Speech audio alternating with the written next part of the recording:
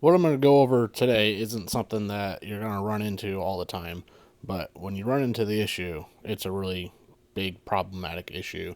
And that issue is if you're running a fluid dampener on a 12 valve, and I don't know exactly what years and combinations this affects because I've heard a bunch of different things. This one in particular is an early non-intercooled fan hub running a fluid dampener, and what happens is the fan will then contact the fluid dampener because the dampener is a lot thicker than the factory one, and it may hit by a lot, it may hit by just a little bit. So in our instance, it only hit every so often. The fan blade would just touch the little rivet at the end of like the face of the dampener, but it's still hitting. It made noise. It's not right. So I fixed it. One of the common issues that has come up is that if you put a fluid dampener on one of these early 12 valves, the fan comes in contact with the dampener. So you got two options. You can space out the nut, which is kind of sketchy because there's not a great amount of thread engagement there to begin with.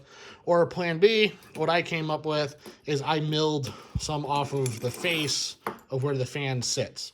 So I took off 2/10 off of each pad to recess the fan.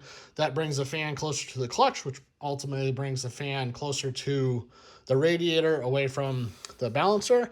And you do lose, obviously, thread engagement here, but if something was to happen and you lost these bolts, the fan is captured between the clutch and the pulley. It's not going to come apart catastrophically like it would if this nut just loosened up completely.